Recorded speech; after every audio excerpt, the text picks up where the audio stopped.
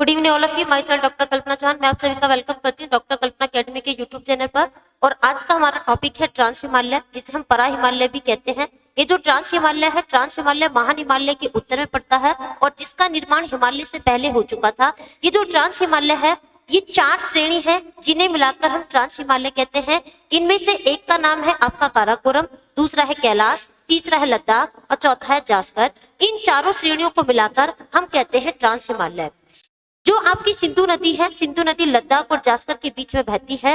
ये जो आपका ट्रांस हिमालय है, ट्रांस हिमालय जो हिमालय है उसके उत्तर में पड़ता है और ट्रांस हिमालय के अंदर ही आपकी सिंधु नदी बहती है। और ये जो सिंधु नदी है आपका लद्दाख और जास्कर श्रेणी के बीच में बहती है। सिंधु, लद्दाख और जास्कर श्रेणियों का उत्तर से दक्षिण की ओर क्रम क्या है? सबसे उत्तर में है आपका लद्दाख श्रेणी है, उसके नीचे सिंधु नदी है और उसके नीचे जास्कर श्रेणी है। कहने का मतलब है कि जो सिंधु नदी है वो आपकी लद्दाख और जास्कर श्रेणी के बीच में बहती है। ट्रांस हिमालय महान हिमालय से इंडो सांको सचर जोन के द्वारा अलग होता है।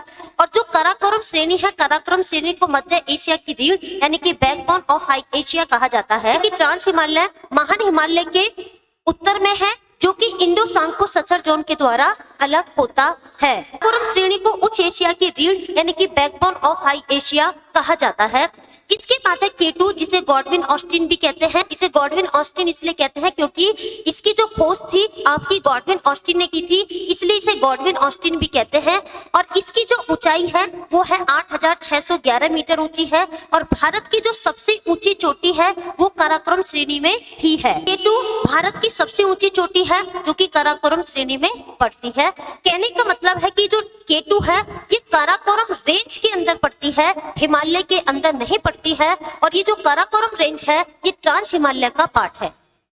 ट्रांस या परा हिमालय, काराकोरम, कैलाश, लद्दाख और जास्कर, इन चारों श्रेणियों को मिलाकर हम ट्रांस हिमालय कहते हैं। और ये जो महान हिमालय है, महान हिमालय के उत्तर में आपका ट्रांस या परा हिमालय पड़ता है।